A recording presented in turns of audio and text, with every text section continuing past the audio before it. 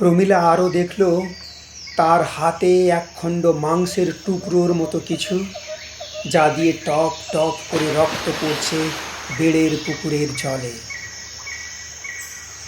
করঞ্জা গাছের পাতার ফাঁক দিয়ে আসা চাঁদের আলোর হালকা আভায় তার শরীর জলহস্তির ত্বকের মতো চকচক করছে, আর নতুন করঞ্জা ফুলের মৃদু ছায়া হালকা দোলায় ঝলমল করছে তার পিঠের ওপর। এমন সময় হঠাৎ প্রমীলার পেছনে ঝপ করে একটা শব্দ শোনা গেল। মাটিতে বড় কিছু পড়লে ঠিক যেমনটি হয়, আর সেই শব্দ শুনে ওই ঝোঁকা লাফিয়ে পড়ল বেড়ের পুকুরের শীতল বুক ভরা জলে।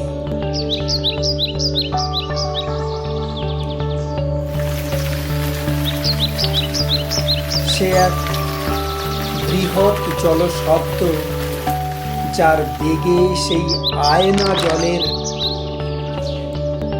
চাঁদ উজ্জ্বল তরঙ্গ এই প্রান্ত হতে ঝলমলিয়ে ও প্রান্তের দিকে পাড়ি দিল। আর সেই জ্যোৎস্না মাখা জল তরঙ্গ হতে আলোর প্রতিফলন এসে পড়ল মামার গায়ে। প্রমীলা ফিরে তাকিয়ে দেখল মামা তার পেছনে মাটিতে অচেতন অবস্থায় পড়ে। বোধহয় মামা দেখে ফেলেছিলেন সেই বেড়ের জলবাসীকে।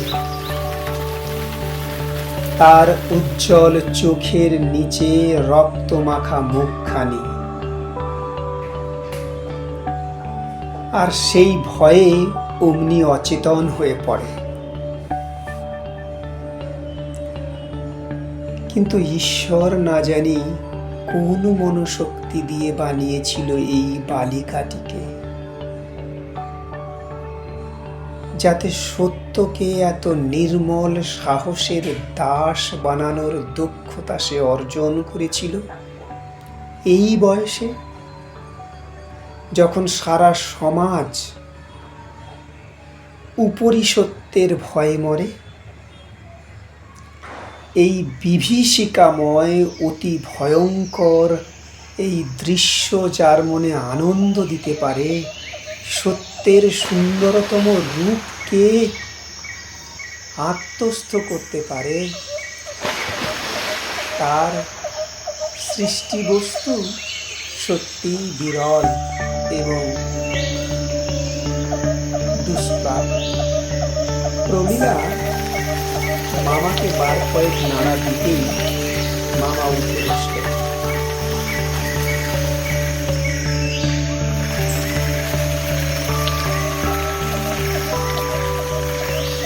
সমানভাবে সব হয়ে বললেন, তুই ভালো আছিস তো?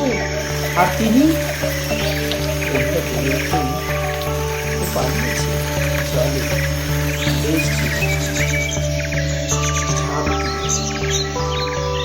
তখন আবার পুকুরের ওই পার হতে হায় হায় শব্দ ভেসে এলো, ঠিক যেন ছোট বাচ্চা আদো আদো উচ্চারণে হায় হায় করছে, কিছু ক্ষতি হয়েছে তাই। মামা এবার প্রমীলার হাত ধরে টান মেরে দৌড় দিল, বলল, আর না, চল পালাই। প্রাণপণে দৌড়তে দৌড়তে প্রায় 10 মিনিট সেই মেঠো পথ পেরিয়ে জ্যোৎস্নার আলোয় সব কিছু ভুলে বাড়ির কাছে এসে থামল। তারপর বুক ভরে নিঃশ্বাস নিয়ে একটু শান্ত হয়ে বলল, চল এবার ধীরে ধীরে বাড়ি যাব।